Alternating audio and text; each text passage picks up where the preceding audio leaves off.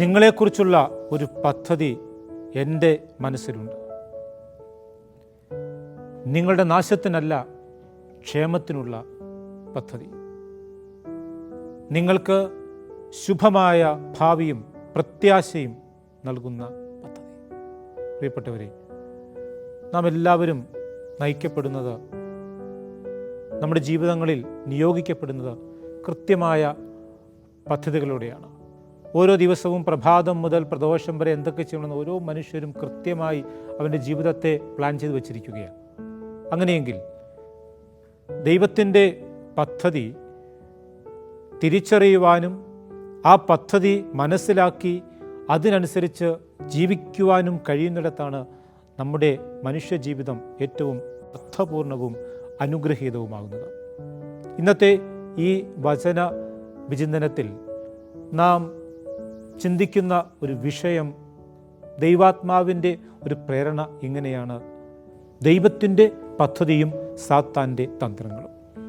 നിങ്ങളുടെ ക്ഷേമത്തിനു വേണ്ടി, ഐശ്വര്യത്തിന് വേണ്ടി, നന്മയ്ക്ക് വേണ്ടി ദൈവം പദ്ധതി ഒരുക്കി കാത്തിരിക്കുമ്പോൾ ദൈവത്തെ തോൽപ്പിക്കാൻ കഴിയില്ല എന്ന് തിരിച്ചറിഞ്ഞ പിശാച് ദൈവത്തിൻ്റെ ഛായയിലും സാദൃശ്യത്തിലും സൃഷ്ടിക്കപ്പെട്ട മനുഷ്യ മക്കളെ പരാജയപ്പെടുത്താൻ ഇവിടെയുണ്ട്, നമ്മുടെ ഇടയിലുണ്ട്, നമ്മുടെ ചുറ്റുമുണ്ട്.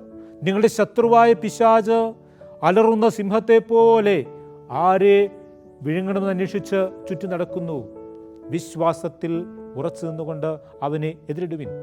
അപ്പം തിന്മയുടെ ശക്തിയായ പിശാച് ദൈവികമായ പദ്ധതികളെ തകർക്കുവാനും തകിടം മറിക്കുവാനും ഇവിടെ ഉണ്ട് എന്ന് പറയുമ്പോൾ, ഈ സാത്താൻ്റെ തന്ത്രങ്ങളെ തിരിച്ചറിഞ്ഞുകൊണ്ട് തിന്മ ദൈവമക്കളെ തകർക്കുന്ന ചില വഴികൾ തിരിച്ചറിയുവാനും ആ വഴികൾ തിരിച്ചറിഞ്ഞുകൊണ്ട് ദൈവിക പദ്ധതിക്കനുസരിച്ച് ജീവിക്കുവാനും കഴിയുക എന്ന ഒരു ദൈവ വചനം, ദൈവ വിചാരം, ദൈവഹിതം നമുക്ക് കണ്ടെത്താൻ കഴിയണം. കർത്താവ് പറയുകയാണ്, നിങ്ങളെക്കുറിച്ചുള്ളൊരു പദ്ധതി എൻ്റെ മനസ്സിലുണ്ട്, അതവിടെ ഇരിക്കുക. ആരൊക്കെ ഈ പദ്ധതി ദൈവത്തോട് ചേർന്ന്, ദൈവവചനത്തോട് ചേർന്ന്, ദൈവിക സംവിധാനങ്ങളോട് ചേർന്ന് പ്രാർത്ഥനയിലും ആത്മീയതയിലും കണ്ടെത്തുന്നുവോ ആ വ്യക്തികൾക്ക് മാത്രമേ ദൈവത്തിൻ്റെ മനസ്സിലുള്ള നിന്നെക്കുറിച്ചുള്ള പദ്ധതി തിരിച്ചറിയുവാൻ കഴിയുള്ളൂ. പ്രിയപ്പെട്ടവരെ, ഈ വചനത്തിൻ്റെ വെല്ലുവിളി ഇതാണ്: ദൈവത്തോട് ചേർന്ന്, ദൈവിക സംവിധാനങ്ങളോട് ചേർന്ന്, ദൈവവചനത്തോട് ചേർന്നുകൊണ്ട്, വ്യക്തിപരമായ പ്രാർത്ഥനയോട് ചേർന്നുകൊണ്ട്, ആത്മീയ മനുഷ്യരോട് ചേർന്നുകൊണ്ട്, ആത്മീയ പ്രസ്ഥാനങ്ങളോട് ചേർന്നുകൊണ്ട് നിന്നെക്കുറിച്ചുള്ള നിൻ്റെ ദൈവത്തിൻ്റെ മനസ്സിലുള്ള പദ്ധതി കൃത്യമായി കണ്ടെത്തുവാനും കൃത്യമായി പരിചയപ്പെടുവാനും കൃത്യമായി തിരിച്ചറിയുവാനും കൃത്യമായി ജീവിക്കുവാനും അനുഭവിക്കുവാനും കഴിയണമെന്ന് കർത്താവിൻ്റെ വചനം നമ്മളെ കൃത്യമായിട്ട് ഓർമ്മിപ്പിക്കുകയാണ്. ദൈവത്തിൻ്റെ ഹിതം തിരിച്ചറിയുക, അങ്ങനെ ആ ഹിതം നിറവേറുവാൻ വേണ്ടി ജീവിക്കുക. ഇപ്രകാരം മനസ്സ് ദൈവഹിതം തിരിച്ചറിയപ്പെടാതിരിക്കുവാൻ പാകത്തിൽ പിശാച് നമ്മെ തട്ടിക്കുന്ന ചില വഴികളുണ്ട്. 1 യോഹന്നാൻ 3:8 ഇപ്രകാരം നമ്മെ ഓർമ്മിപ്പിക്കുന്നു: പാപം ചെയ്യുന്നവൻ പിശാചിൽ നിന്നുള്ളവനാണ്, എന്തെന്നാൽ പിശാച് ആദ്യം മുതലേ പാപം ചെയ്യുന്നവനാണ്. ദൈവത്തിൻ്റെ വചനം പറയുകയാണ്, പിശാചിൻ്റെ പ്രവൃത്തികളെ നശിപ്പിക്കുന്നതിന് വേണ്ടിയാണ് ദൈവപുത്രൻ പ്രത്യക്ഷനായത്. പിശാചിൻ്റെ പ്രവൃത്തികളുണ്ട്. എനിക്ക് നിന്നെക്കുറിച്ച് പദ്ധതിയുണ്ടെന്ന് ദൈവം പറയുമ്പോൾ, എനിക്കും നിന്നെക്കുറിച്ച് പദ്ധതിയുണ്ടെന്ന് ആര് പറയുന്നു? പിശാച് പറയുന്നു. ഇന്ന് ആർഭാട ജീവിതമാണ്, എല്ലാവരും ആർഭാട് അടിച്ചു പൊളിച്ച് ജീവിക്കുകയാണ്. 2, അശുദ്ധിയുടെ ഒരു മേഖല, അശുദ്ധിയുടെ ഒരു ജീവിതം. അപ്പോൾ ചെകുത്താൻ പ്രധാനമായും മനുഷ്യൻ്റെ ലാളിത്യത്തെയും വിശുദ്ധിയെയും തുരങ്കം വെച്ചുകൊണ്ട് ഈ ലോകത്തിനനുസരിച്ച്, ഈ ലോകത്തിൻ്റെ ഇഷ്ടങ്ങൾക്കനുസരിച്ച്, ഈ ലോകത്തിൻ്റെ ആഗ്രഹങ്ങൾക്കനുസരിച്ച്, ഈ ലോകത്തിൻ്റെ മാനദണ്ഡങ്ങൾക്കനുസരിച്ച് ജീവിക്കാൻ ശ്രമിച്ചുകൊണ്ടിരിക്കുമ്പോൾ അവനിൽ നിന്ന് വിശുദ്ധിയും ലാളിത്യവും നഷ്ടപ്പെട്ടു പോകുന്നു. വീണ്ടും യോഹന്നാന്റെ സുവിശേഷം 10 പറയുന്നു, മോഷ്ടിക്കാനും കൊല്ലാനും നശിപ്പിക്കുവാനും കള്ളൻ വന്നിരിക്കുന്നത്. ഞാൻ വന്നിരിക്കുന്നത് ജീവനുണ്ടാകുവാനും അത് സമൃദ്ധമായി ഉണ്ടാകുവാനും വേണ്ടിയാണ്. പ്രധാനമായും 2 രീതിയിലാണ് സാത്താൻ തൻ്റെ തന്ത്രങ്ങളിലൂടെ മനുഷ്യനെ കീഴ്പ്പെടുത്തിക്കൊണ്ടിരിക്കുന്നത്. ഒന്ന് നിരാശയാണ്. ഏറ്റവും പ്രധാനപ്പെട്ട ഒന്നാണ് നിരാശ. എന്താണ് നിരാശ? മനുഷ്യനെ തകർക്കുന്ന ചെകുത്താൻ്റെ ശക്തിയാണ് നിരാശ. It's devil's energy spoiling a person. ഒരു മനുഷ്യനെ തകർക്കുന്ന ചെകുത്താൻ്റെ ശക്തിയാണ് നിരാശ. വീണ്ടും ഇങ്ങനെ പറയാം, വേദന പടർത്തുന്ന ചെകുത്താൻ്റെ ശക്തിയാണ്. എൻ്റെ ജീവിതത്തിലെ 99% കാര്യങ്ങൾ മെച്ചപ്പെട്ടു പോകുന്നു, നന്നായി പോകുന്നു. പക്ഷേ എനിക്കില്ലാത്ത അല്ലെങ്കിൽ കുറവുള്ള ഒന്നിൻ്റെ പേരിൽ ഞാൻ എൻ്റെ ജീവിതത്തെ മുഴുവൻ നിരാശയിലേക്ക് ഇട്ടുകളയുകയാണ്. അങ്ങനെ കുഞ്ഞു കുഞ്ഞു കാര്യങ്ങളുടെ പേരിൽ, ചില കുറവുകളുടെ പേരിൽ, ഒന്നോ രണ്ടോ തെറ്റുകളുടെ പേരിൽ, ഒന്നോ രണ്ടോ പരാജയങ്ങളുടെ പേരിൽ അവൻ്റെ ജീവിതത്തെ മുഴുവൻ ഇല്ലാതാക്കി, നിരാശപ്പെടുത്തി, എപ്പോഴും ഒരു കുറ്റബോധത്തിൻ്റെയും പാപബോധത്തിൻ്റെയും ഒക്കെ തലത്തിൽ പിടിച്ചു നിർത്തി മനുഷ്യനിൽ അവൻ്റെ ആധിപത്യം നിലനിർത്തുവാൻ ചെകുത്താൻ ശ്രമിച്ചുകൊണ്ടിരിക്കും. പ്രിയപ്പെട്ടവരെ, നമുക്ക് വളരെ മനോഹരമായ ഒരു കാഴ്ച ജോബിൻ്റെ പുസ്തകത്തിൽ കാണാൻ പറ്റുന്നുണ്ട്. നിരാശയെ അതിജീവിക്കുന്ന വളരെ സുന്ദരമായ ഒരു ഭാഗം. ജോബിൻ്റെ പുസ്തകം 1-ാം അധ്യായം 14 മുതൽ വായിക്കുമ്പോൾ ജോബിൻ്റെ ജീവിതത്തിലേക്ക് തുടർച്ചയായി പരാജയങ്ങൾ കടന്നു വരികയാണ്. വചനം പറയുകയാണ്, ജോബിൻ്റെ ഭൃത്യന്മാർ വന്ന് പറയുകയാണ്, ഞങ്ങൾ കാളകളെ പൂട്ടുകയായിരുന്നു, കഴുതകൾ സമീപത്ത് തന്നെ മേയുന്നുണ്ടായിരുന്നു. പെട്ടെന്ന് ഷേബാക്കാർ വന്ന് വേലക്കാരെ വാളിനിരയാക്കി. ഇനിയുള്ള വചനം ശ്രദ്ധിക്കണം, അവയെ അപഹരിച്ചു കൊണ്ടുപോയി. ഞാൻ മാത്രമേ അങ്ങയോട് വിവരം പറയാൻ രക്ഷപ്പെട്ടുള്ളൂ. രണ്ടാമത്തെ സംഭവം എന്താണ്? അവൻ പറഞ്ഞു തീരുന്നതിന് മുൻപ് തന്നെ മറ്റൊരു വന്ന് പറഞ്ഞു, ദൈവത്തിൻ്റെ അഗ്നി ആകാശത്ത് നിറങ്ങി ആടുകളെയും ദാസന്മാരെയും ദഹിപ്പിച്ചു കളഞ്ഞു. വിവരം അങ്ങയോട് പറയാൻ ഞാൻ മാത്രം അവശേഷിച്ചു. വിവരം അങ്ങയോട് പറയാൻ ഞാൻ മാത്രം അവശേഷിച്ചു. വീണ്ടും പറയുകയാണ്, അവൻ പറഞ്ഞു തീരുന്ന മുൻപേ മറ്റൊരു വന്ന് പറഞ്ഞു, കൽദായർ 3 കൂട്ടമായി വന്ന് വേലക്കാരെ ആക്രമിച്ചു, കൊന്നു, ഒട്ടകങ്ങളെ പിടിച്ചുകൊണ്ടുപോയി. ഇതറിയിക്കാൻ ഞാൻ മാത്രം അവശേഷിച്ചു. ഇതറിയിക്കാൻ ഞാൻ മാത്രം അവശേഷിച്ചു. നാലാമത്തെ സംഭവം എന്താണ്? അവൻ പറഞ്ഞുകൊണ്ടിരിക്കുമ്പോൾ തന്നെ മറ്റൊരുവൻ കടന്നു വന്ന് പറഞ്ഞു, നിന്റെ പുത്രന്മാരും പുത്രിമാരും തങ്ങളുടെ ജ്യേഷ്ഠ സഹോദരന്റെ വീട്ടിൽ സൽക്കാരത്തിൽ മുഴുകിയിരിക്കുകയായിരുന്നു. പെട്ടെന്ന് മരുഭൂമിയിൽ നിന്ന് വലിയ കൊടുങ്കാറ്റ് വീശിയടിച്ചു. പെട്ടെന്ന് കൊടുങ്കാറ്റ് വീശിയടിച്ചു, വീടിൻ്റെ 4 മൂലയ്ക്കും അടിച്ചു, തകർന്നു വീണ് മരിച്ചുപോയി. ഈ വാർത്ത അറിയിക്കാൻ ഞാൻ മാത്രം അവശേഷിച്ചു. ഈ വാർത്ത അറിയിക്കാൻ ഞാൻ മാത്രം അവശേഷിച്ചു എന്ന ഈ 4 സംഭവങ്ങളുടെ അവസാനം എഴുതിച്ചേർത്ത് വെറുതെയല്ല. ഒരു ദുരന്തങ്ങൾക്കും ഒരു ദുരിതങ്ങൾക്കും ഒരു തകർച്ചകൾക്കും അപ്പുറത്ത് കർത്താവിൻ്റെ ഒരു വെട്ടം കർത്താവ് സൂക്ഷിച്ചു വച്ചിട്ടുണ്ട്. ഒരു ദുരിതങ്ങൾക്കും തകർക്കാനാവാത്ത ഒരു പ്രത്യാശയുടെ വെട്ടം ഇന്ന് ആ മനുഷ്യനില്ല, ഒരു മനുഷ്യനുമില്ല. എങ്ങനെയെങ്കിലും ജീവിതം അവസാനിപ്പിച്ചാൽ മതി. എളുപ്പമാണ് ജീവിതം അവസാനിപ്പിക്കാൻ, എളുപ്പമാണ് ജീവിക്കാനാ ബുദ്ധിമുട്ട്. പ്രിയപ്പെട്ടവരെ ഓർക്കുക, ഇന്ന് വരെ ജീവിച്ചതല്ല നമ്മുടെ ജീവിതം, ഇനി ജീവിക്കാനുള്ളതാ. 1-2 പാപങ്ങളോ തെറ്റുകളോ കുറവുകളോ അല്ല മക്കളെ നിന്റെ ജീവിതം, ഇതിനപ്പുറത്തേക്കുള്ള ജീവിതമാ. ഇങ്ങനെ ചിന്തിച്ചാൽ മതി. ഇതുവരെ സംഭവിച്ചതിനേക്കാളും വലുത് ഇനി സംഭവിക്കാനില്ല. ഇന്ന് വരെ ജീവിച്ചതല്ല ജീവിതം, ഇനി ജീവിക്കാനുള്ളതാ ജീവിതം.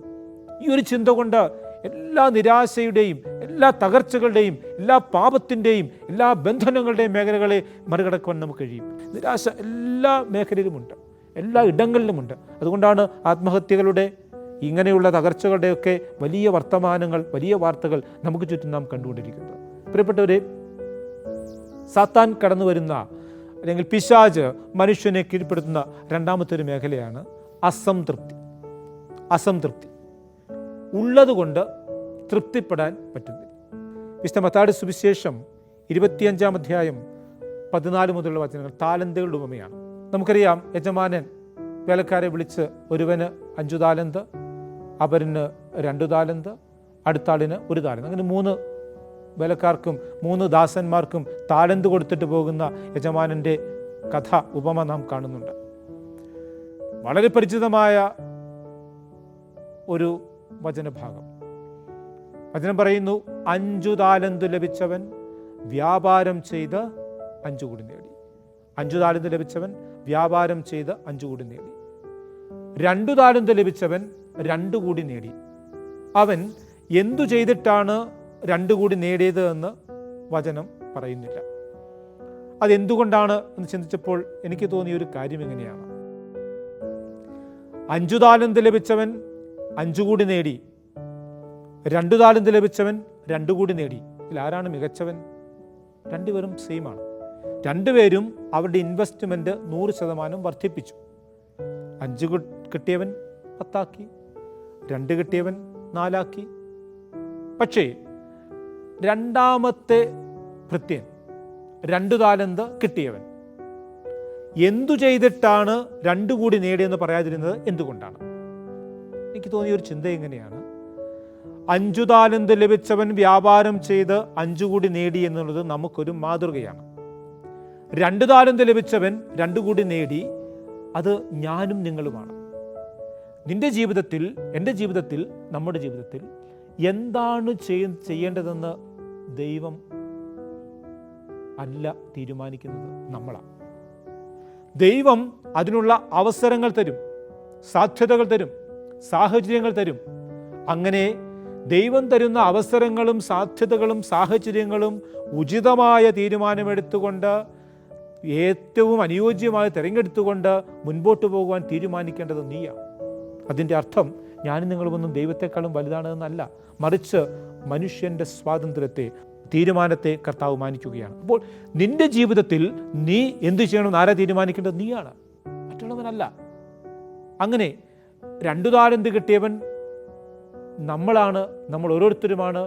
നാം ഓരോരുത്തരും എന്താണ് ചെയ്യേണ്ടതെന്ന് നാം കർത്താവിനോട് ചോദിച്ച്, നമ്മൾ വചനത്തിൻ്റെ ആദ്യ ഭാഗം കണ്ടതുപോലെ കർത്താവിനോട് ചോദിച്ച്, കർത്താവിൻ്റെ ഹിതം തിരിച്ചറിഞ്ഞുകൊണ്ട് ആ ദൈവത്തിൻ്റെ മനസ്സ് സ്വന്തമാക്കി മുൻപോട്ട് പോകണം.